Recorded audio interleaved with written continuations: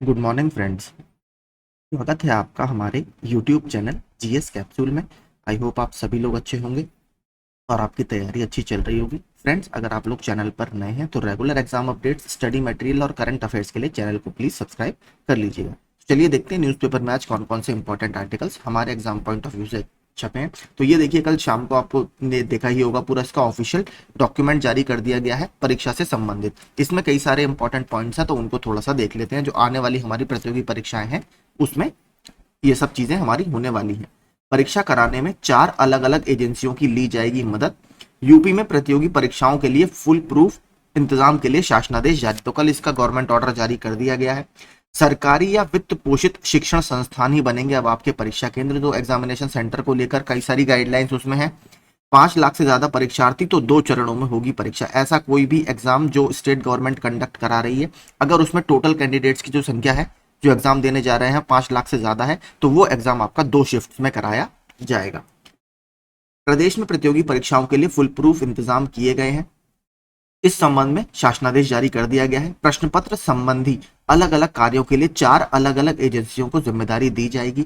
सरकारी या वित्त पोषित शिक्षण संस्थान ही परीक्षा केंद्र बनेंगे और 5 लाख से ज्यादा अगर होंगे तो यहाँ पर 2 चरणों में परीक्षा कराई जाएगी। इसमें देखिए, संबंधित विभागों को पूरा ये शासनादेश भेज दिया गया है।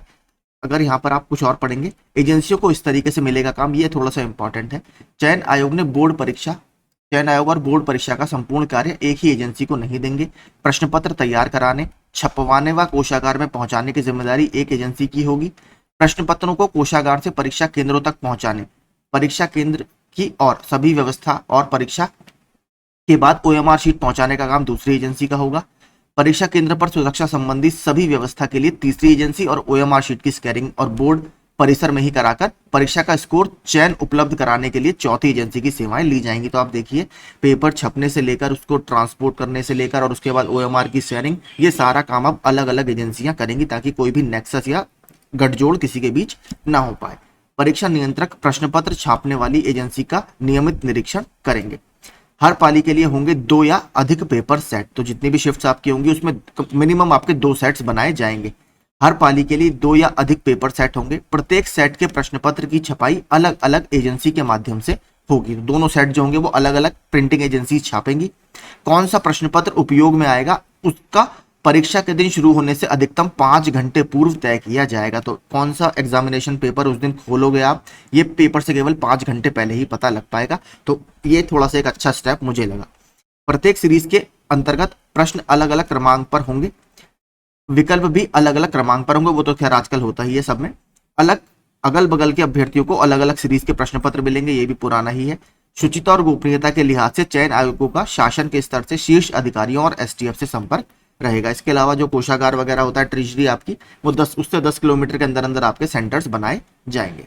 तो ये थोड़ा सा एक इंपॉर्टेंट आर्टिकल था जिसमें अभी जो हमारे एग्जामिनेशन में प्रपोज्ड चेंजेस हैं वो इस शासनादेश के माध्यम से किए गए हैं। अब देखते हैं जमीन पर इसका कितना इफेक्ट दिखता है, क्योंकि कल आपने देखा होगा जो सीएसआईआर ने यूजीसी जो नेट की परीक्षा है उसको भी स्थगित कर दिया, तो उससे भी काफी ज्यादा छात्र खुश नहीं थे।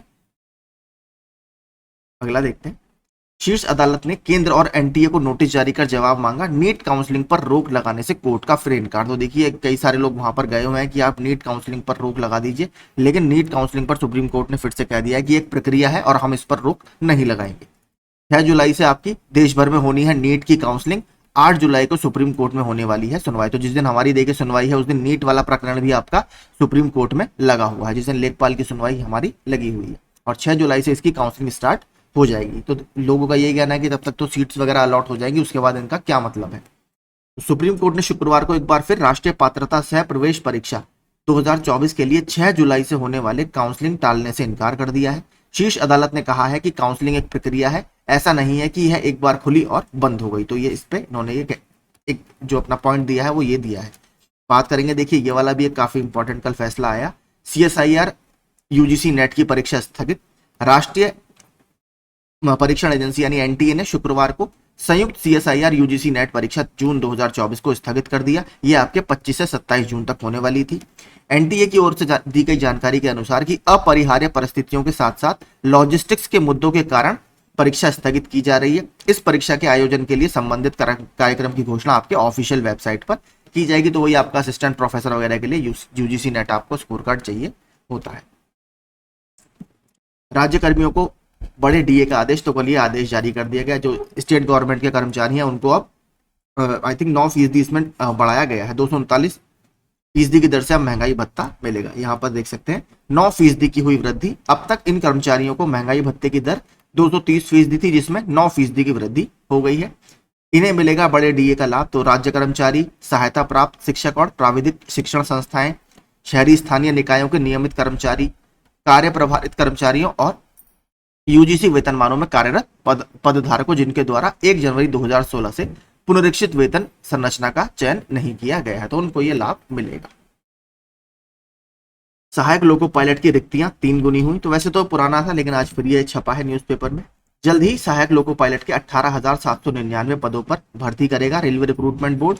भर्ती प्रक्रिया 1 सप्ताह में पूरी की जानी है। पहले 5676 पदों पर रिक्तियां निकाली गई थी। इसमें थोड़ा सा ये आप देख सकते हैं कि अलग अलग किस जोन में आपकी कितनी वैकेंसी है। अगर आप देखेंगे तो 1783 सबसे ज्यादा जो आपका दक्षिण मध्य रेलवे है, इसमें 1949 वैकेंसी है। तो अच्छा अवसर है आप लोगों के लिए, इस फॉर्म को आप जरूर भरिए। 5856 शिक्षकों को स्कूल आवंटन 27 से। तो बेसिक शिक्षा परिषद के सचिव ने आपका आदेश जारी कर दिया है। 30 दिसंबर व 7 जनवरी को मिला था इनको नियुक्ति पत्र। अब इसको स्कूल अलॉटमेंट या स्कूल आवंटन की प्रक्रिया शुरू हो जाएगी। परिषदीय प्राथमिक स्कूलों में 12,460 सहायक अध्यापक भर्ती के तहत नियुक्ति पत्र पाने वाले 5,856 सहायक अध्यापकों को 27 से 29 जून तक ऑनलाइन माध्यम से स्कूल आवंटित किया जाएगा। तो जो सेक्रेटरी है उन्होंने इसका आदेश जारी कर दिया है। तो ये एक अच्छी बात है। चलिए ये भी, क्योंकि शिक्षक भर्ती काफी समय से रुकी रहती है। ये देखिए एनटीए का वही नोटिस है जो मैं आपको बता रहा था। एनटीए ने ऑफिशियली यूजीसी नेट की जो एग्जाम है इसको जून 2024 जो 25 से 27 जून तक आपका कराया जाना था, इसको पोस्टपोन कर दिया है अग्रिम नोटिस तक।